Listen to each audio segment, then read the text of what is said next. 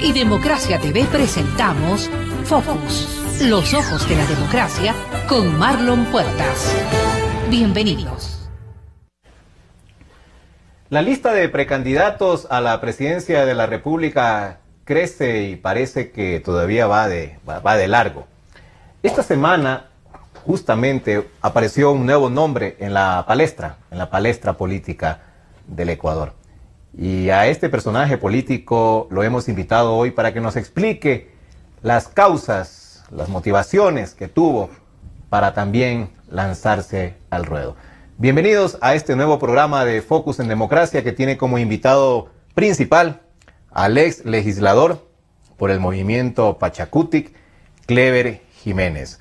Un personaje que hizo mucha noticia, sobre todo el año pasado, cuando tuvo que refugiarse en las selvas de Sarayacus, de la tierra de los Sarayacus, en donde pasó un muy buen tiempo bajo buen resguardo, entiendo, ¿no?, de la comunidad de los Sarayacus, motivado por la sentencia condenatoria a la cárcel que tuvo por parte de la justicia, que fue organizada, digámoslo de esa manera, durante el gobierno de Rafael Correa. Ahora Clever Jiménez se convierte en el cuarto precandidato que tiene el movimiento Pachakutik, y le voy a preguntar, lo primero que le pregunté a su compañero también de movimiento, Carlos Pérez Guartambel, respecto a que si no es mucho tener tantos precandidatos en un solo movimiento. Ya van 4 con su nombre. Está usted, está Carlos Pérez, está Lourdes Tibán y está Salvador Quispe, todos como precandidatos. ¿Qué es esto? ¿Demasiado liderazgo en el movimiento indígena? Clever, bienvenido. Gracias, Marlon. Un saludo a todo el pueblo ecuatoriano. Vea, Marlon, para corregirle algo, no somos 4, somos 5. ¿Quién más? Resulta que antes que mi presentación a la precandidatura, impulsada por varios sectores dentro del movimiento Pachakutik, hubo una presentación desde Manabí, compañero Patricio Zambrano. O sea, en este momento somos 5. Pero yo considero que los 5 precandidatos o posiblemente alguien más no es ningún problema para nuestro movimiento. Estamos dándole un ejemplo al país de democracia. Internamente nosotros tenemos en este momento 5 precandidatos. El 6 de agosto habrán las primarias internas. Lo haremos en cada una de las provincias del país, a nivel nacional. Y serán los adherentes del movimiento Pachakutik los que decidan democráticamente en torno a las propuestas de cada uno de los candidatos, a los perfiles de cada uno de los candidatos, quién va a ser el representante del movimiento Pachakutik, sea hombre o mujer, candidato o candidata, el 6 de agosto. Mire, usted ahora me dice que son 5 en realidad y no 4, me está corrigiendo y le agradezco. Pero, ¿cómo funciona esto al interior de Pachakutik? Quisiera entender cómo alguien de pronto se anima a lanzarse, quién está detrás, si es un asunto personal o si en efecto hay detrás de estos lanzamientos estructuras, organizaciones que están convenciéndolo en su caso, diciéndole: Clever, lánzate. ¿Quiénes son los que están detrás? Bueno, son los adherentes del movimiento. En el caso, por ejemplo, de la compañera Lourdes Tibán, para que se conozca a nivel nacional, la provincia de ella, Cotopaxi, decidió lanzarla como precandidata. O sea, son las bases de la provincia de Cotopaxi, del movimiento Pachakutik, los que decidieron que Lourdes Tibán tenía los atributos correspondientes para que sea una precandidata y una posible candidata del movimiento luego del 6 de agosto. En la provincia de Zamora Chinchipe hubo un lanzamiento del compañero Salvador Quispe. También con sus atributos, la provincia decidió de que Salvador podría ser un buen representante para una contienda electoral a nivel nacional. La provincia de la Suay decidió que sea Carlos Pérez Guartambel, otro buen compañero con muy buenos atributos. Pero en la provincia de Manabí igual sale el compañero Patricio Zambrano por la provincia, por las bases de la provincia de Manabí. En mi caso, en cambio, las bases de Pichincha, bases de Tungurahua, bases del Cañar y bases de todo el movimiento a nivel nacional han decidido que yo tengo los atributos correspondientes y la capacidad necesaria de acuerdo a la crisis que hoy vivimos para poder ser también un representante del movimiento Pachakutik. ¿Y su provincia, Zamora Chinchipe, se fue con Salvador entonces? Bueno, el 21 de mayo hubo una asamblea provincial donde la provincia decidió de que Salvador sería un precandidato a la presidencia de la República. En ese entonces estaban proponiendo mi nombre como para la prefectura de la provincia. Yo dije que ese no era el momento para decidir sobre las prefecturas, alcaldías o juntas parroquiales. El momento de decidir sobre las prefecturas, alcaldías y juntas parroquiales será en el año 2019, que es un momento completamente crítico que vivimos en el país y todos tenemos que sumar fuerzas para poder tener un buen candidato a nivel nacional y sacar de la crisis al país. Necesitamos un presidente de la República que pueda coger todos los problemas que tenemos en el país y darle una solución verdadera al Estado ecuatoriano. Ahora, esto es obviamente una precandidatura. Va a haber elecciones internas, como usted bien ha dicho, el 6 de agosto. O sea, falta poco más de 15 días para que se dé este proceso democrático al interior del movimiento indígena. Y ustedes, me imagino, están en una especie de campaña interna, tratando de receptar la mayor cantidad de adherentes para ganar esta candidatura. Pero luego de esto, el movimiento Pachakutik también se ha integrado a una especie de unidad de izquierdas, que también van a presentar precandidatos. Y supuestamente, y digo supuestamente porque en política nada es seguro, de ahí va a salir un solo candidato de las izquierdas. ¿Usted participa también de este proceso que se está dando a nivel de izquierdas con otros movimientos políticos? Bueno, yo considero que antes que pensar en candidaturas y en una alianza con los sectores de izquierda o de derecha, lo fundamental es que nosotros presentemos una propuesta al país. Y que en torno a una propuesta, más allá de los nombres de los candidatos a la presidencia de la República, presentemos una propuesta coherente y seria para poder sacar al país de la crisis económica, política y social en la que nos metió el correísmo. Eso es fundamental. En torno a esa propuesta, nosotros impulsaremos, como Pachakutik, después del 6 de agosto, presentando la propuesta y el candidato ya a la presidencia de la República, una alianza con todos los sectores sociales, con los trabajadores, con los microempresarios, con los empresarios, con los estudiantes, con la mayoría del pueblo ecuatoriano que ha sido afectada por este gobierno, que prácticamente somos los 16 millones de ecuatorianos y ecuatorianas. Obviamente también llamaremos a todos los sectores políticos. Ojalá, a todos. Ojalá los todos. sectores políticos depongan sus actitudes.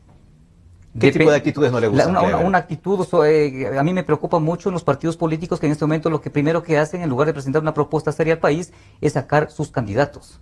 O sea, están pensando solamente en sus intereses, no en el Estado ecuatoriano. Pero lo mismo está haciendo Pachakutik. No. Ya van 5. Nosotros no, pero es un proceso de democracia interno. Pero en torno a ese proceso de democracia interna, una vez que tengamos un precandidato, nosotros propondremos una solución al país, una propuesta de gobierno al país. Unificada. Unificada. Y en esa propuesta, ojalá logremos empatar todos los partidos y movimientos políticos para poder sacar de la crisis al Estado ecuatoriano. Ahora, me llama la atención lo que usted dijo hace un momento, respecto a que van a llamar al diálogo para la unidad opositora, entiendo, a todos los sectores. En torno a nuestra propuesta. A la propuesta de ustedes. A la propuesta nuestra. Si hay esa propuesta tenemos que mejorarla, qué bien. Pero pensemos en la propuesta para el país, más no en los nombres o en los candidatos. O sea, aquí lo que se ha hecho en el país, lo primero que se ha hecho es, dice, yo soy el candidato y hagamos la unidad. ¿Cuál es la unidad? ¿Irnos atrás de ese candidato? Esa no es la solución para el país. Ni ganaremos tampoco. Y una cosa fundamental, estimado Marlon, pueblo ecuatoriano, ni siquiera el problema es Rafael Correa. Lo que quiero decir de que no se trata tan solo de cambiar de nombre de presidente de la República. El problema fundamental que tenemos en el país, ¿por qué hay tantos impuestos? ¿Por qué hay la falta de empleo? ¿Por qué hay la falta de inversión, la falta de producción? Es porque no tenemos institucionalidad en el Estado ecuatoriano.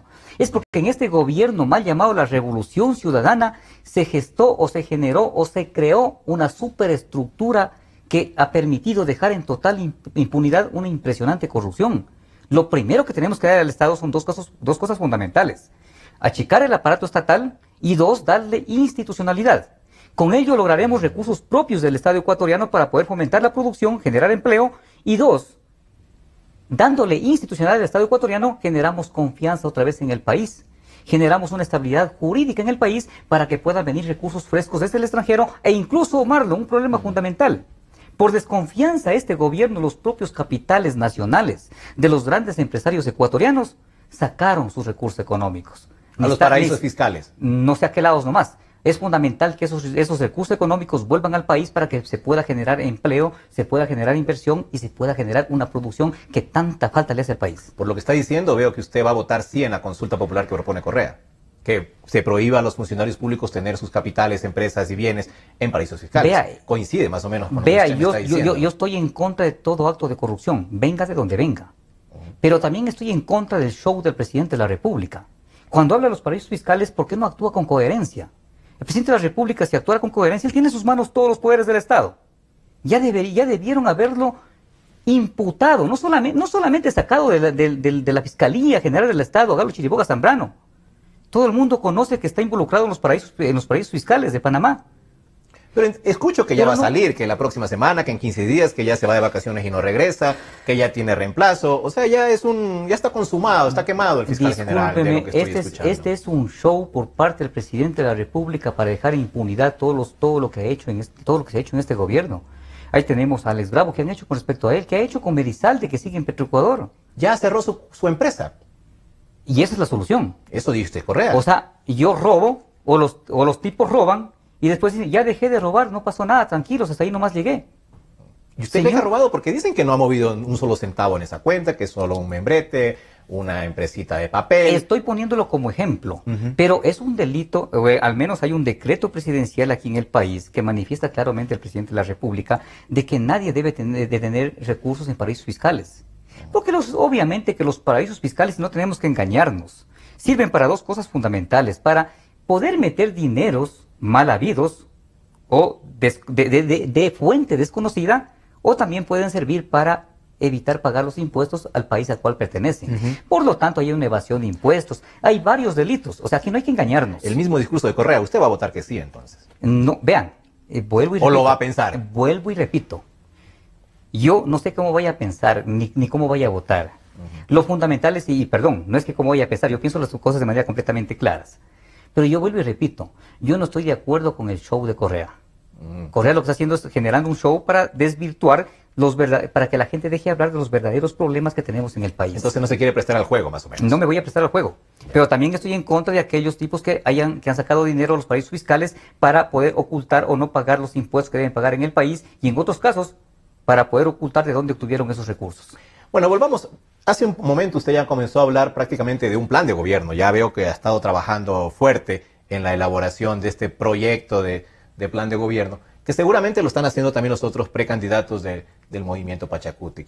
Pero hablemos de sus credenciales primero, Clever. ¿Usted con qué credenciales políticas, e incluso académicas también podría decir, se presenta ante el país como un precandidato más a la presidencia de la República? A más de que usted fue legislador y de los pocos legisladores que realmente fiscalizó a este gobierno, y eso yo creo que una gran mayoría se lo ha reconocido.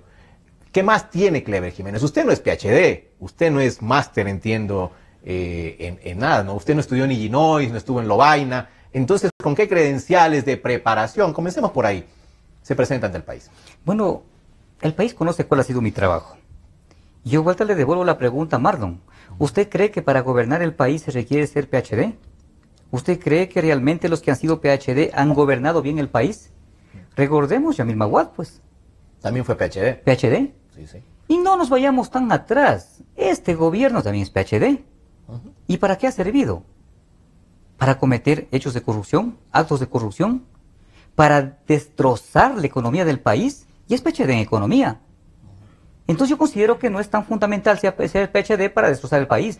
Yo creo que tenemos los atributos todos los ecuatorianos para poder ejercer esa función al menos aquellos que sí estamos pensando en el país. Pero se necesita una preparación, Clever. Entendamos o imaginemos que el Ecuador es una gran empresa. ¿Ya? Una gran empresa, tal vez la empresa más grande del país, que va a necesitar un presidente o un gerente general que tome las riendas y las lleve por el camino correcto, y peor en el caso de Ecuador, que es una empresa que está en vías de quiebra prácticamente. Entonces se necesita ahí sí una persona que tenga los suficientes conocimientos, sobre todo económicos, porque el problema vital, que incluso creo que usted coincide, del país es económico. Económico. Entonces las medidas que se deban tomar merecen ser analizadas por gente que en efecto tenga conocimientos profundos, reales de economía, porque esto no es inflar globos y ya la solución está ahí. Entonces, Clever, esas credenciales para un problema tan serio como es el económico, ¿usted las tiene? Creo que sí, y todos los precandidatos de Pachacutic. No me gusta hablar de los títulos. Yo creo que primero los títulos no hacen a la persona, creo que la persona hace los títulos. Creo que los conocimientos inclusive pueden ser adquiridos de manera propia, sin necesidad de ir a las universidades. Empíricos. Empíricos. ¿Usted es un empírico? No soy un empírico. Bueno, yo creo que me he autopreparado, pero además, aunque no me gusta hablar de los títulos, yo también soy máster en administración y dirección de empresas. No, es bueno saberlo. Soy un ingeniero comercial. Pero claro, y usted me obliga a decirlo, Porque no debería decirlo, porque esas cosas solamente me sirven a mí, No, al pero, pueblo a ver, ecuatoriano. pero para los ecuatorianos que vamos a votar, y hablo yo como elector en este caso, sí es necesario saber por quién estamos votando. Y en eso hay que saber lo bueno y lo malo. En este caso, su preparación yo lo veo como un punto bueno, un punto a favor. Entonces, eso hay que decirlo, Clever. O sea, en una campaña política uno dice, bueno, ¿por quién voy a votar? Este señor que ha hecho en su vida. Y esas credenciales, a eso me refiero. Y me refiero a una carrera política, me refiero a una carrera académica, a una carrera laboral. Eso es lo que hay que saber. Pero más allá yo creo que de los títulos, estimado Marlon y pueblo ecuatoriano, más allá de los títulos, que claro, además también soy egresado en Derecho, bueno, varios títulos, pero más allá de los títulos son los principios y los valores de una persona. Porque fundamentalmente usted como presidente de la República con una idea clara, con una intuición clara para el país, un tipo honesto, alguien honesto, que realmente odia la corrupción, se hace asesorar de buenas personas y saca adelante al Estado ecuatoriano. O sea, eso no creo que sea tan fundamental. Yo creo que lo fundamental para que venga alguien a gobernarnos en estos actuales momentos es alguien que tenga valores y principios. Alguien honesto, alguien honorable, para que realmente se cambie o se dé la vuelta a la página de la historia. No necesitamos a alguien simplemente que cambiemos a Rafael Correa Delgado, porque el problema ni siquiera es él, es el sistema. Y que venga otra persona y que ocupe el mismo sistema y que sigan cometiendo las mismas atrocidades en contra de la población ecuatoriana. Y cuando habla de sistema, ¿a qué se refiere? ¿El sistema de corrupción? ¿El sistema socialista? ¿El sistema neoliberal? ¿De qué está hablando Bueno, usted? este sistema no sé qué sea. Este es una amalgama, no, yo no le encuentro nombre. Pero estoy hablando de este sistema, de esta superestructura que creó el gobierno nacional para dejar en impunidad la corrupción. Me estoy refiriendo a lo que se hizo a través de la Constitución de la República. Me estoy refiriendo a la falta de los poderes con independencia. En este momento no tenemos poderes independientes ni con autonomía. Por eso es que han logrado atracarse los recursos del pueblo ecuatoriano. Por eso que no se logra hacer una verdadera fiscalización aquí en el país. Ninguna institución le interesa lo que están robándose. Y eso es creo que fundamental primero para poder generar una estabilidad en el país y obviamente que vengan recursos para poder invertir en el Estado y que haya producción y empleo. ¿Y esto es un problema de sistema o es un problema de hombres y mujeres, de nombres? Porque si yo me imagino que hay un fiscal general que se precie de serlo y que haga valer su condición de fiscal y que no esté sujeto obviamente a los pensamientos, a las ideas y los deseos de Carondelet, las cosas serían distintas, pero como sistema no sé si realmente es el sistema el que falla o si es la gente que está al frente de las instituciones la que está fallando. Yo creo que son las dos cosas, pero fundamentalmente el sistema. La Constitución de la República permite de que exista esta superestructura, una superestructura presidencialista donde el presidente de la República tiene prácticamente todos los poderes en sus manos. Recordemos solamente un elemento importante. ¿Qué es lo que pasa en la Asamblea Nacional? Bueno, aparte de que tiene una mayoría. Pero aún cuando no hubiera una mayoría de parte del gobierno, es el presidente de la República que tiene mayor poder dentro de la Asamblea Nacional. Con el tema del veto presidencial y otras cosas más. O sea, la Constitución de la República se presta a que se genere una superestructura presidencialista que ha perjudicado enormemente a las funciones del Estado y a la democracia del país. Pero recordemos, Clever, que cuando comenzó el correísmo, el movimiento indígena Pachacuti como movimiento político estuvo a favor de esta asamblea, a favor de esta nueva constitución de Montecristi. Estuvieron muy entusiasmados con este proceso. ¿Qué pasó entonces? Vea, muy entusiasmados, siempre hemos estado entusiasmados en que se genere una verdadera democracia en el país. Lastimosamente son equivocaciones que se dan. Recuerde que también apoyamos a Lucio Gutiérrez y también actuaron de una manera atroz en contra del país. Luego se apoyó a Rafael Correa Delgado y los resultados son peores que en el tiempo y antes, mucho antes, en el 96 apoyaron a Freddy Ehlers. Bueno, imagínese un gobierno de Freddy Ehlers. Pero que tampoco llegamos al poder, ¿no? Por suerte. Por suerte. Por suerte. Imagínese el error monumental que hubiera significado eso. Entonces esos errores no queremos volverlos a cometer. Es por eso que estamos preparando una propuesta seria y coherente para sacar al país de la crisis.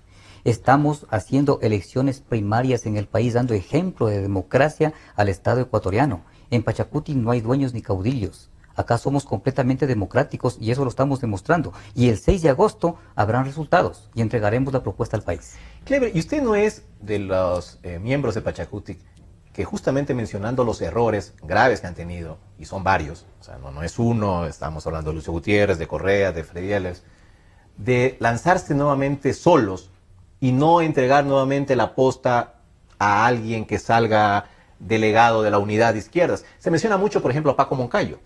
Pero ¿qué tal si nuevamente se convierte esto en un error, en una traición, en alguna palabra de las que después los indígenas definen, cuando no se somete ese candidato al plan que ustedes están armando en este momento? ¿Qué les garantiza que Paco Moncayo o cualquier otro va a cumplir el plan que ustedes quieren? Es que no estamos diciendo que vamos a ir solos. Estamos planteando una propuesta al país y vamos a hacer un llamado nacional para que todos se unan a esa propuesta. A la de Pachacuti. Eso es fundamental. Si a esa propuesta hay que hacerle algunos ajustes, se lo hará. Pero es fundamental que en los temas fundamentales y principales no declinemos. Yo le digo una cosa fundamental, estimado Marlon, y al pueblo ecuatoriano. ¿Qué sentido tiene en este momento, así como usted lo plantea, en el supuesto caso que nosotros perdamos las elecciones con candidato propio? ¿Qué sentido tiene apoyar a otro candidato, a otra propuesta, y el día de mañana que traicione su propia propuesta o la propuesta nuestra? No tiene sentido. Si es que con mi propuesta, que sé que es completamente sana y coherente para el país, digo que quedarme solo, finalmente me quedo solo. Pero que no resulte lo que siempre nos ha pasado, de que al día siguiente de que esté alguien en el gobierno, otra vez salgamos a las calles a pelear exactamente por lo mismo. No tiene sentido. Es recurrente, Clever. O sea, la propuesta está bien. Ahorita que es campaña, todos la van a firmar. Todos aparentemente están de acuerdo. Las bases de los proyectos que yo veo, y que son obviamente contrarios al correísmo, son más o menos parecidos. Entonces, en este momento es el momento de los acuerdos, de los abrazos, de las fotos juntos, pero ya en el ejercicio del poder es que se dan los problemas. Ese es el... Y no hay la garantía de que nadie en este momento, en efecto, cuando llegue al poder, las cumpla. No hay una garantía, y usted lo ha dicho de manera completamente clara. No hay una garantía. En este momento posiblemente todos estén ofreciendo, por ejemplo, desmontar la superestructura. Yo le digo a usted, Marlon, ¿a quién no le convendría quedarse gobernando con la misma superestructura? Por supuesto, un presidente con todos los poderes. Con todos los poderes, obviamente, para aquel que no esté pensando en el país, le va a servir muchísimo la superestructura que generó el correísmo. Entonces, es posible que muchos estén diciendo en este momento, sí, hay que hacer una constituyente y que darle poderes a la Asamblea Nacional para desmontar la superestructura. ¿Pero realmente lo van a hacer? De boca para afuera. ¿Realmente están pensando en el país? ¿O están diciéndonos para que podamos darles el voto, para podernos convencer, darles el voto, y el día de mañana hacen exactamente lo mismo que hizo Rafael Correa Delgado en el año 2006 en contra del movimiento Pachacuti y de muchos otros sectores? Veo que algunas organizaciones políticas y sociales están en este momento elaborando un programa, un manifiesto, una especie de compromiso que van a hacer firmar, entiendo, a todos los líderes o representantes de los movimientos de izquierda, sobre todo, en el que básicamente constan algunas de las ideas que usted está exponiendo aquí y otras más. Pero manifiestos de esa naturaleza, papelitos de ese tipo, también los firmó Rafael Correa cuando fue candidato. Salieron justamente a la luz hace poco cuando hablaba de que no iba a tocar el tema de las pensiones de los jubilados del IES.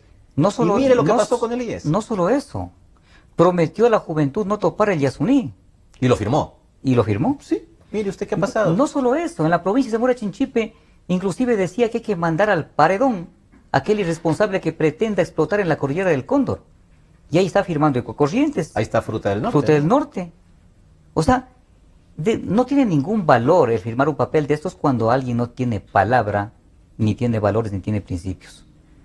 Yo considero de que ahora el pueblo ecuatoriano no debemos equivocarnos. Tenemos una gran oportunidad. Yo creo que hay cómo salir adelante de la crisis. Tenemos la película completamente clara. Así que yo creo que el futuro del Ecuador no está en manos de los políticos. Está en manos de la población ecuatoriana. Hablemos de la economía, Clever, ya que veo que usted está bastante adelantado en el asunto del plan de gobierno. Tenemos una deuda externa ya superior prácticamente al 40%. Debe estar prácticamente en el límite o un poquito más, creo yo, porque además las cifras no son transparentes. Es el problema. El gobierno no da a conocer al país en su rendición de cuentas los días sábados lo que realmente nos interesa, que es cuánto estamos endeudados y en cuánto más nos piensan endeudar. Tenemos un déficit fiscal también que crece cada día y tenemos deudas por pagar internas a proveedores, a contratistas, a municipios, que también crece cada día. Entonces lo primero que le va a tocar al próximo gobierno es justamente pagar esas deudas con una caja fiscal limpia. Cero. ¿De dónde va a salir la plata para el primer mes? Porque esto es rápido, Clever. El primer mes cumplir con esos pagos. Vea, cuando usted debe a alguien y piense usted en su hogar, usted debe a alguien y no avanza a pagar, ¿qué es lo que tiene primero que hacer? Renegociar la deuda. No tiene otro camino. Segundo, achicar sus gastos. Renegociar la deuda con los chinos. Con todos. Pero los chinos son complicados al momento de negociar. Vea, y usted, no son tan flexibles como pareciera. Usted tiene que actuar de manera completamente soberana como Estado ecuatoriano. O renegocian o renegocian. Y otro punto fundamental, si es que en su casa... O renegocian o no les pagamos, más o menos. No, yo creo que no podemos dejar de pagar. Somos un Estado, pero son dos partes. Somos un Estado y debemos darle imagen ante el mundo de que somos un Estado serio. Sí, pero los chinitos vendrán y dirán, no señor, mire lo que firmamos, aquí firmamos esto, usted se comprometió a pagar tal fecha, esto. Vea. Así que venga la plata, por favor. Bueno, habrá que hacer el primer trabajo que acabo de manifestar y en segunda instancia tenemos que achicar el gasto estatal. No puede ser posible que haya crecido tanto el aparato estatal. Hoy tenemos, usted hablaba antes de Freddy Ehlers. Tenemos la SENAIN, tenemos muchísimos ministerios, instituciones, secretarías que están ahí creadas de manera burocrática sin ningún uso y beneficio para el Estado ecuatoriano. Si achicamos el aparato estatal, solamente de mis cálculos tendríamos al menos libres anualmente unos 3.000 a 4.000 millones de dólares. Al año. Al año. Y toda esa gente a su casa. Y no creo. Habrá que generar fuentes de empleo. Pero aquí es fundamental una cosa. Yo no estoy tan convencido de que tengamos que hacer huecos para tapar otros huecos. Yo creo que todo el pueblo ecuatoriano se merece tener empleo, trabajo, estabilidad. Y es fundamental que esos recursos que podamos recuperarlos del gasto impune, porque hay una publicidad enorme, son muchas cosas que hay que eliminar en este estado. Publicidad. Publicidad y bueno, hay muchas cosas más. Eliminando esto y esos recursos que se logre, hay que invertirlos en producción. La única forma de salir de esta crisis que tenemos, mi estimado Marlon, es la producción. Si no le apostamos a la producción, no saldremos de este problema. ¿Y producción en dónde? Porque este cuento de la producción, de cambiar la producción, de invertir en producción, lo dicen todos los gobiernos, lo dicen todos los candidatos, pero al rato de la hora, primero seguimos siendo productores de productos básicos. Seguimos vendiendo bananas, seguimos vendiendo cacao. Petróleo. Y seguimos vendiendo petróleo. O sea, mire que ha pasado ya cuántos años desde el retorno de la democracia, 40 años prácticamente, desde el 78 va a ser. Y seguimos en lo mismo. Pero en el 78 ya éramos petroleros, en el 78 ya éramos bananeros. Y los productos de exportación siguen siendo los mismos. Marlon, preguntémosle al pueblo ecuatoriano qué es lo que está. Lo que pasa es que los que hemos recorrido el país, los que conocemos a todo el territorio nacional, sabemos la realidad de lo que está pasando. ¿Qué es lo que está pasando en nuestros campos? ¿Qué es lo que está pasando con nuestros campesinos? Que son abandonados, ¿no? Completamente abandonados. Es que no solo abandonados. Son tierras sin trabajo, son tierras sin producción. ¿Pero por qué? Porque el Estado no le ha apostado a la producción en el país. Agrícola. Mire usted la industria, ¿por qué es lo que cae casi, tenemos en este momento casi 500.000 más desempleados desde que tomó la Revolución Ciudadana al poder en el Estado ecuatoriano? ¿Por qué no se ha implementado la producción? Porque el Estado no le ha puesto recursos a la producción. Es que aquí hay una cosa importante y fundamental. ¿Qué es lo que tenemos que hacer con el sector productivo? Aparte de reducir algunos impuestos que no sirven para nada, que lo que hacen es entorpecer la producción nacional y eliminar muchas fuentes de empleo. Yo he conversado con muchos industriales, con muchos empresarios, con muchos comerciantes. Aparte de eliminar varios impuestos, de corregir varias leyes, yo creo que es fundamental que los recursos que logremos recuperar y los que vengan desde el exterior, tanto de empresarios nacionales como de empresarios internacionales, necesitamos no solamente entregarle al productor recursos económicos, tenemos que darle la parte técnica para que sea sustentable la producción en la que ellos vayan a invertir. Pero además tenemos que conseguir los mercados, son 3 cosas fundamentales. Si logramos estas 3 cosas, yo creo que los empresarios, los pequeños, los microempresarios, los artesanos, todos vamos a salir completamente bien, se generarán fuentes de empleo y comenzaremos a sacar adelante al Estado ecuatoriano. Es decir, usted está reivindicando el sector agrícola, o sea, darle la importancia. No solo el sector agrícola. Que no la tiene. Yo estoy hablando del sector productivo.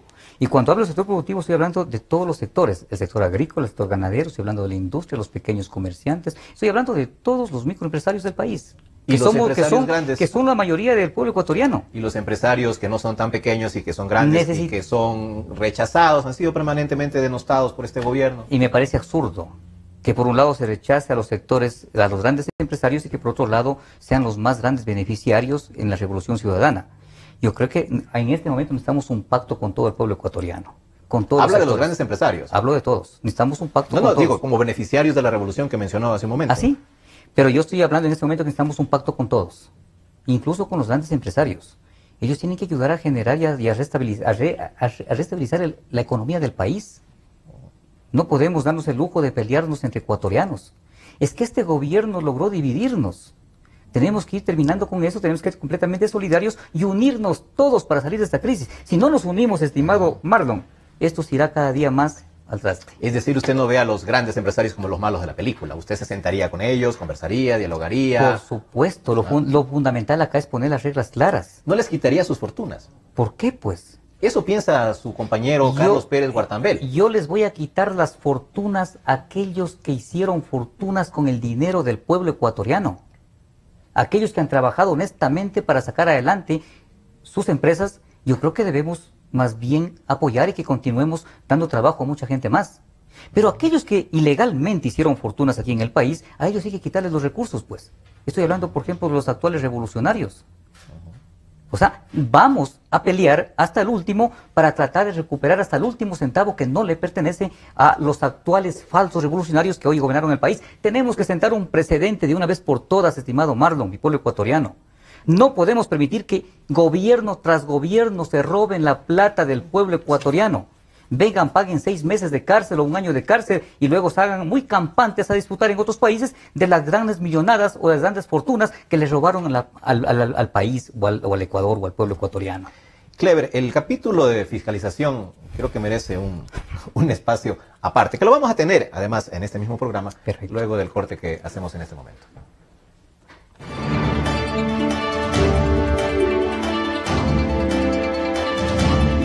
En un instante regresamos con Marlon Puertas en Focus por Democracia M y Democracia TV.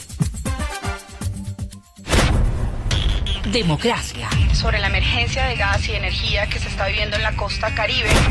Democracia. Rusia retoma críticas por retenidos en base naval de Estados Unidos. Democracia. Formulé el primer pedido histórico de perdón a las víctimas de las graves violaciones de los derechos humanos. Democracia. Solo noticias. Sentimos lo que la gente siente, amor, desamor, alegrías inmensas. Decimos lo que la gente quiere, pasión, discusión, democráticamente. Democracia, la radio de la gente. Democráticamente, la radio de la gente. Democracia, la radio de la gente. Democracia. Desde el Distrito Metropolitano de Quito, Cadena Democracia, la radio de la gente. Volvemos con Focus por Democracia M y Democracia TV. Son las 2:04.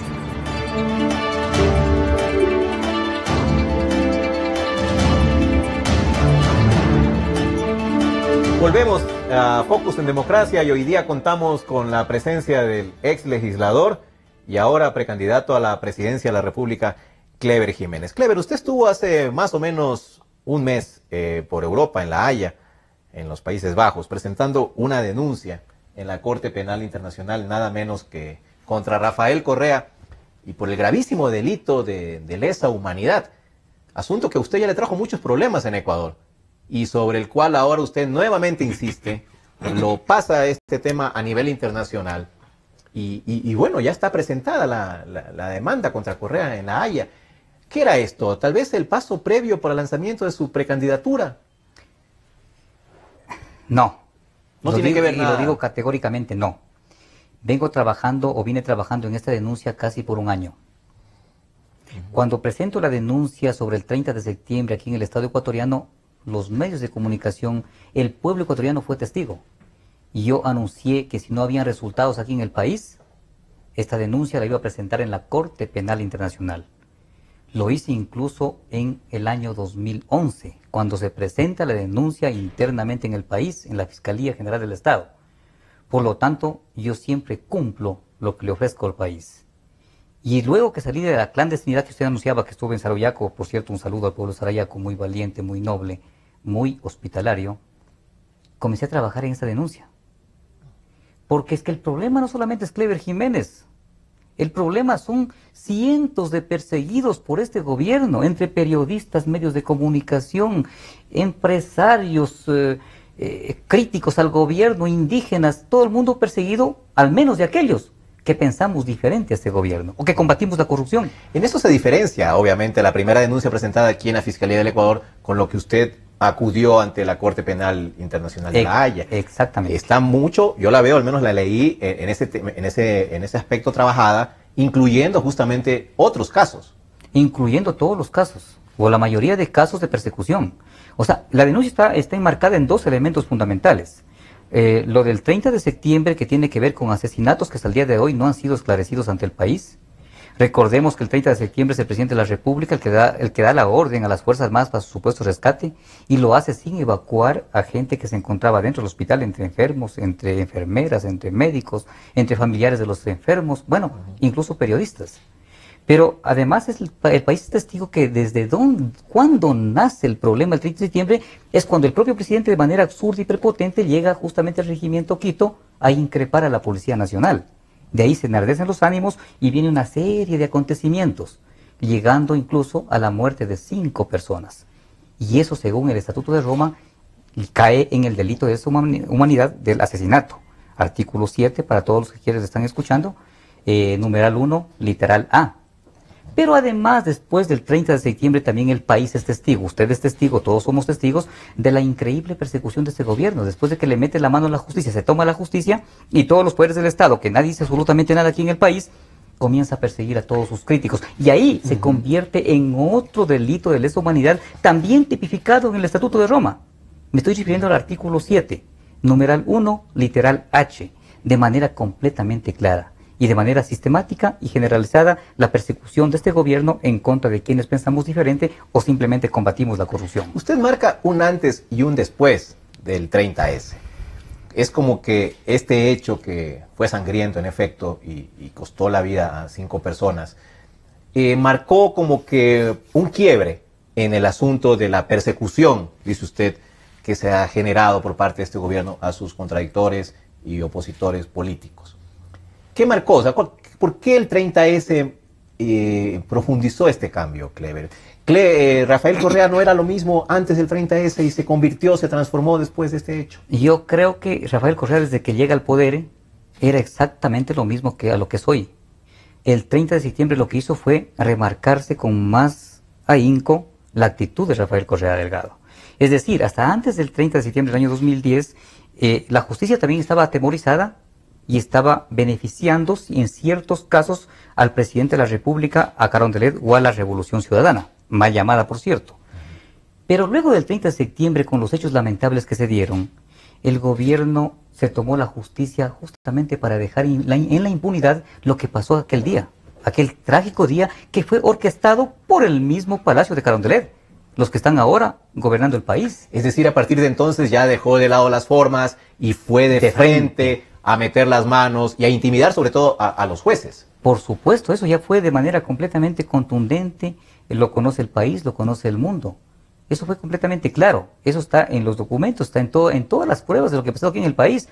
Recuerde usted que cada juez, en cada caso que tenga que ver con la presidencia de la República o con alguno de sus altos funcionarios, es el propio presidente el que da las órdenes en las sabatinas para que alguien sea imputado o para que alguien sea absuelto. Clever, pero ¿no contradice lo que usted sostiene en su denuncia? El hecho de que varios protagonistas de los sucesos del 30S, que fueron acusados por Rafael Correa, frontalmente en las sabatinas, prácticamente condenados en este espacio, ahora están libres y absueltos además. Y le hablo, por ejemplo, del coronel Rolando Tapia, hablo del coronel César Carrión, hablo de Mary Zamora. O sea, finalmente la justicia, y Mary Zamora hasta en la instancia última de la Corte Nacional de Justicia, fue absuelta. Entonces no hay una contradicción entre lo que usted sostiene, que Correa metió las manos para perseguirlos, para acosarlos, para meterlos presos, y finalmente están libres. Topemos el caso que usted acaba de manifestar de César Carrión, para que el país recuerde, porque a veces la memoria es poco frágil. Recuerde que César Carrión, el coronel César Carrión, hasta después de un mes del 30 de septiembre, era uno de los mejores hombres en el país, o de los mejores coroneles. Estaba tranquilamente en el hospital, como director del hospital. Incluso fue felicitado por altos miembros del gobierno nacional por haberle abierto las puertas al presidente, por la hospitalidad que le había dado al presidente de la República y a sus funcionarios que estaban al lado de él el 30 de septiembre. ¿Cuándo cambia de idea el presidente de la República y este gobierno y lo acusan a César Carrión? Cuando él hace una declaración en CNN y dice que el presidente de la República nunca estuvo secuestrado, que estuvo todas las atenciones del caso. Entonces tiró abajo la versión oficial. Y ahí se acabó la versión de que era un buen hombre y comenzaron a perseguirlo, pero estuvo preso, pues. ¿O es que acaso eso no es persecución? Estuvo preso, o sea, la justicia intervino para apresar a alguien, incluso sin sentencia, y eso lo sabe el país. Rolando Tapia, exactamente lo mismo. Los casos que usted ha mencionado son exactamente los mismos. Mary Zamora. Posiblemente en el caso de Mary Zamora no la metieron presa por la presión del pueblo ecuatoriano, porque ya el escenario político fue cambiando y el país comenzó a entender de que en realidad la justicia se encuentra sometida al correísmo. En este momento el país sabe que no tenemos justicia independiente, sabe de manera completamente clara que no hay una fiscalía y que la fiscalía tiene ahí archivados cientos de casos de corrupción completamente millonarios y no ha sido capaz de hacer absolutamente nada, pero sí está completamente lista y es muy veloz para perseguir a quienes pensamos diferente o combatimos la corrupción. Ahora, un problema que ha existido y que ha sido denunciado durante todos estos años de correísmo ha sido justamente la nula fiscalización o la escasa fiscalización que ha habido. Usted era un fiscalizador dentro de la Asamblea Nacional y fue destituido, fue sacado de su puesto. Y ahora, en las elecciones de febrero de 2017, también se habla de que la elección justamente a la Asamblea va a ser fundamental para lo que se quiera hacer. Captar a la mayoría de la Asamblea también se plantea como uno de los objetivos de muchos grupos políticos, porque se dice que obviamente de la Asamblea nacerá el proceso fiscalizador que se necesita hacer al correísmo. En este sentido, ¿usted también cree que Pachacutic debe apuntar a la Asamblea Nacional, fortalecer los cuadros, tratar de captar un mayor número de legisladores que impulsen este proceso fiscalizador? Marlon, yo creo que el tema de la unidad a nivel de la presidencia de la República va a ser bien complicada, porque hay demasiados intereses. Pero yo sí creo, yo estoy llamando, no solamente internamente en el movimiento, sino a nivel nacional, de que tenemos que hacer una gran alianza por el tema de la Asamblea Nacional. Pero fundamentalmente por una cosa importante para el país. Para desmontar esta superestructura presidencialista que generó el correísmo, para terminar con este sistema perverso que ha destrozado al país y que ha dejado en impunidad una impresionante corrupción, es necesario, yo creo que dos caminos posibles. El uno, una asamblea constituyente que nos demoraría un poco más de tiempo, pero completamente válido. Y el otro camino creo que es a través de la Asamblea Nacional. A través de una vez que tengamos una Asamblea Nacional coherente que realmente quiera al país, que quiera fiscalizar toda la corrupción de este gobierno que está terminándose y que quiera reformar la Constitución de la República, tendríamos que hacer una consulta popular y darle los poderes a esa nueva Asamblea Nacional para que sea esa nueva Asamblea Nacional la que desmonte esta superestructura y la que reforme la Constitución para darle realmente una verdadera democracia, justicia y libertad al pueblo ecuatoriano en los próximos años. O sea, suprapoderes más o menos, poderes adicionales a los que ya constan actualmente en la Constitución. Sería un camino y es completamente válido, es constitucional. Ahora, nuevamente volvemos al tema de unidad. ¿Unidad con quién? ¿Usted hablaría con Guillermo Lasso? ¿Hablaría con Jaime Nebot? ¿Hablaría con esos grupos? Yo estoy hablando de una propuesta política, una propuesta de gobierno y hacer una unidad con el pueblo ecuatoriano. Y sus líderes, en este caso políticos. Estoy hablando de los estudiantes, estoy hablando de los microempresarios, estoy hablando de los artesanos, estoy hablando de los jubilados, estoy hablando de la mayoría del pueblo ecuatoriano, de los trabajadores, estoy hablando de los empresarios, de todo el pueblo ecuatoriano, la sociedad civil. Y está dejando de lado entonces a los líderes políticos que le he mencionado. Aquellos movimientos y partidos políticos que realmente estén pensando en el país tendrán que unirse a esta propuesta, porque será una propuesta que nos saque al país de esta crisis, nos devuelva institucionalidad y que podamos tener el pueblo ecuatoriano oportunidades para poder salir de esta crisis impresionante en la que nos ha sumergido el correísmo. ¿En qué quedamos con los líderes? O sea, estamos hablando de que la unidad que lidera Jaime Nebot está planteando repartirse, por ejemplo, las provincias a ciertos partidos políticos. Repartirse en el sentido de que determinado movimiento que tenga fuerza en Azuay, por ejemplo, las listas de la unidad las lidere el movimiento que tiene Paul Carrasco, que Suma, que también sigue todavía en esa unidad, lidere, por decirlo, en Pichincha, y que los socialcristianos, que son fuertes en Machala, en Guayaquil, en Babahoyo, lideren las listas de unidad en esos espacios. Con ellos entonces no hay oportunidad de decir, bueno, Pachacutic también nos vamos a unir y nosotros somos fuertes en Cotopaxi, en Zamora, en la Sierra Central, entonces acá lideramos nosotros. ¿Hay esa posibilidad, Clever? Es que ese es el camino. Y yo estoy proponiendo y digo que ese es el camino. Si estamos pensando en la Asamblea Nacional, en una Asamblea Nacional coherente, donde no hay una mayoría correísta que pueda entorpecer la recuperación del país en cuanto a democracia, justicia y libertad, tenemos que pensar realmente en eso. Y renunciar entonces a los terrenos donde no son tan fuertes. Exacto, tenemos que deponer actitudes de partido, de movimiento político y pensar en el pueblo ecuatoriano. Yo decía hoy de mañana en una entrevista, y me decían, pero ¿y qué pasa con las ideologías? Yo le digo, mi estimado, que las ideologías son una situación innata del ser humano. Yo no puedo despojarme de mi ideología política. Es algo parecido como el alma. Yo no puedo sacarme o arrancarme el alma. Pero sí puedo, por el país y por el momento difícil que estamos viviendo, dejar de hablar de ideologías y pensar realmente en el país, pensar realmente en una asamblea para que nos devuelva, y vuelvo y repito, institucionalidad al Estado ecuatoriano. Y esto no es volver a la vieja práctica tan criticada por el correísmo de la partidocracia, que es el reparto. No es ningún reparto, estamos pensando en darle otra vez institución al país. Es fundamental eso, es fundamental. Yo estoy completamente consciente que ni tenemos que continuar con este nefasto gobierno, con este nefasto sistema, ni tampoco debemos volver al pasado. Vea, el país se merece un futuro completamente diferente y hay cómo hacerlo. Tenemos la propuesta, tenemos las ganas de trabajar por el país, tenemos el deseo de servir al pueblo ecuatoriano y sobre todo tenemos la capacidad. Y en ese paso, que es importante obviamente de sentarse a conversar, ¿usted incluiría a ex correístas que ya aparecen ahora como opositores y que también han generado mucha resistencia? Y le pongo el caso de Ramiro González. ¿Usted qué tiene en contra o a favor de Ramiro González, que se siente ahora en la mesa de los opositores también a conversar? Muy difícil. ¿Por qué? ¿Por qué, Marlon? Porque ellos son los que tienen que ser fiscalizados. Exactamente. Ramiro González le hizo mucho daño a la seguridad social. Y eso lo sabe el país. ¿Cómo puedo sentarme con alguien que le hizo mucho daño al pueblo ecuatoriano? Si es precisamente a ese tipo de elementos, a ese tipo de personas a quienes tenemos que fiscalizar. Y si yo me siento con él, ¿cómo lo fiscalizo mañana? Es imposible. Entonces en eso hemos sido completamente categóricos y yo digo una vez más, yo siempre combatiré la corrupción porque es el mal más grande que tiene el país y la voy a combatir, venga de donde venga.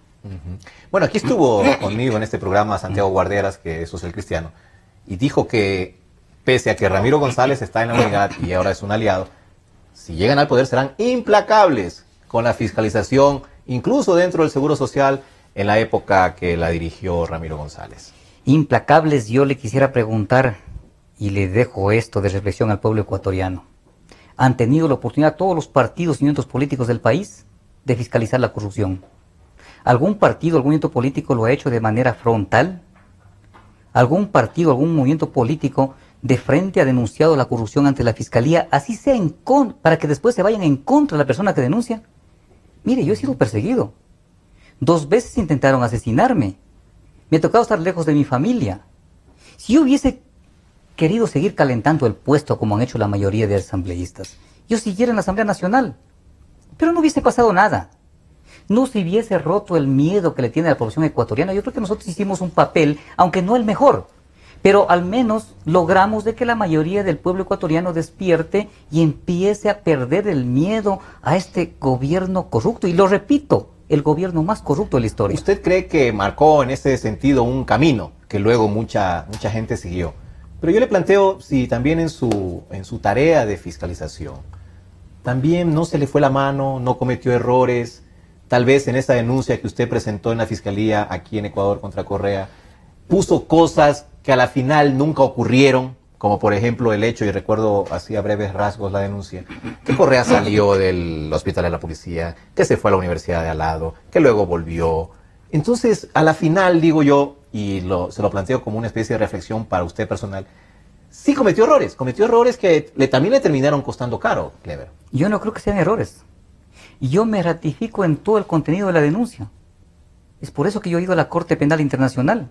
Yo creo que no hemos cometido ningún error. El párrafo al cual usted se refiere es un párrafo de una denuncia de más de 10 páginas. Se dice, además, existe la versión. Mire usted, además existe la versión, no es una aseveración. Existe la versión de que el presidente había salido y fue a la UTE.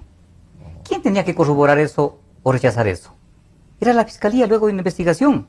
Pero una cosa fundamental, el presidente de la República no fue denunciado porque salió o no salió del hospital, sino por otros delitos, entre ellos por las muertes, por los disparos en contra del hospital, por los heridos. O sea, se lo denunció por elementos mucho más importantes y claro, ellos tomaron ese párrafo. Pero una cosa fundamental que debe saber usted y el pueblo ecuatoriano. Imaginémonos que la denuncia fue mal presentada, mal redactada, mal escrita, mal fundamentada, y que en realidad la denuncia era maliciosa y temeraria. Si es que era eso correcto, ¿por qué tuvieron que violar el debido proceso? No tenían necesidad de violar el debido proceso. Es que violaron el debido proceso desde el momento mismo en que yo presento la denuncia. Y le digo por qué. Nosotros presentamos la denuncia el 4 de agosto del año 2011. En un mes, el presidente de la República le da la orden al fiscal a través de una zamatina para que sea él el que dirija esa investigación. Pero ¿sabe quién es Galo Chiriboga Zambrano? Me olvido de que haya sido o que sea pariente lejano. Olvidemos eso. Una cosa que está en la ley, de que él fue abogado del presidente de la República en el juicio que el presidente de la República le siguió al Banco del Pichincha. ¿Y qué dice la ley ecuatoriana? De que si un fiscal es o fue abogado de una de las partes, debe excusarse. Y el fiscal no se excusó. Es el propio fiscal que en 9 meses, violando otra vez la ley, en 9 meses, ni siquiera permitió que cumpla o que se cumpla el plazo que dice la misma ley, que son 2 años. Pidió él mismo, aunque no estaba facultado para hacerlo, de que se declare la denuncia maliciosa y temeraria. Si es que realmente la denuncia era maliciosa y temeraria, ¿por qué tuvieron que violar el debido proceso? Pero más adelante una serie de violaciones, incluso pasando por pisotear mi inmunidad parlamentaria, sin pedir autorización a la Asamblea Nacional. Entonces yo dejo demostrado de manera clara otra vez, de que la denuncia fue completamente bien presentada. No tenía errores, porque eso los obligó a violar la ley para podernos sentenciar y quitarme de la Asamblea Nacional, porque obviamente yo sí le fiscalizaba a este gobierno como debe fiscalizar un verdadero legislador ecuatoriano. De hecho, Clever, muchas de las denuncias que usted presentó junto con Fernando Villavicencio, que obviamente colabora y todo el mundo lo sabe con Focus, finalmente han salido a la luz, han terminado dándole la razón años después y alguna gente ya está incluso procesada por esas denuncias que se presentaron años después. En todo caso, usted era una piedra en el zapato en ese momento que, aprovechándose de esta coyuntura de la denuncia en la Fiscalía, se la sacaron del medio, ¿no? Vea, eso parece que pasó. Y quiero recalcar algo, o sea, qué difícil que es cumplir con el trabajo de un legislador cuando todas las funciones del Estado se encuentran sometidas. Cuando incluso el presidente de la República tenía un alto porcentaje de aceptación en el país. Sin embargo, en esas circunstancias completamente negativas, yo tenía que cumplir con el país. Porque no es opcional para un legislador, estimado Marlon, pueblo ecuatoriano, de que si yo quiero fiscalizo, si no quiero no fiscalizo. Eso es mandatorio. Usted es legislador, tiene que cumplir con la ley, con la Constitución de la República, y la Constitución de la República a un legislador solamente le obliga a 2 cosas fundamentales. Legislar en bien del pueblo ecuatoriano, y que dicho sea de paso he presentado algunos proyectos de ley, muchísimas reformas a la ley de minería y otras más. Y la otra fundamental, fiscalizar los actos de corrupción, fiscalizar los actos de la cosa pública. Y eso es lo que yo he hecho porque tenía un mandato del pueblo ecuatoriano y porque estaba ganando un sueldo y me obligaba a cumplir con esa función de legislador que me ordena o me ordenaba la Constitución de la República del Ecuador. Para culminar, Clever, le quiero consultar su opinión respecto precisamente a este tema, la fiscalización, que parece que ayer, y es un día casi histórico para la Asamblea Nacional. Ayer la Comisión de Fiscalización, con sus 11 integrantes, de forma unánime, resolvieron inaugurar la fiscalización al correísmo y votaron a favor de abrir un juicio político al ministro de Educación, Augusto Espinosa. Y coincide esta decisión con que ya estamos a las puertas de un proceso electoral. Entonces vemos ahí legisladores votando en contra de los deseos del presidente Correa, que ya defendió a su ministro, y abriéndole un juicio político, algo inédito, Clever. durante el correísmo. Así que vea, ya estamos en la época fiscalizadora. Otro show más. Hemos vivido 10 años, una década completamente perdida, desastrosa para el país. Más de 300.000 millones de dólares desperdiciados. Enorme corrupción, sobreprecios por todos lados. Otro show más. Otro show más, obviamente, porque intentan de alguna manera reivindicarse. Para mi forma de ver, son las patadas de un ahogado que ya está a punto de terminar con su vida y trata de patalear para algo mismo salvarse. Y el pueblo se dará cuenta, me imagino, de este tipo de jugadas. Espero que el pueblo se dé cuenta y no se deje engañar una vez más. Y vuelvo y repito, el futuro del país ni siquiera está en los políticos, está en el pueblo ecuatoriano. Gracias, Clever Jiménez, por su presencia en este programa. Agradecemos la frontalidad de sus expresiones. Clever Jiménez ha sido siempre, en ese sentido, muy expresivo, muy frontal, y ahora está pretendiendo ser el candidato definitivo del movimiento Pachacutic y a su vez, como ya lo he planteado antes, ser el candidato también de la unidad de las izquierdas. Eso ha sido todo por hoy, estimados amigos, y volveremos con un nuevo programa para la próxima semana.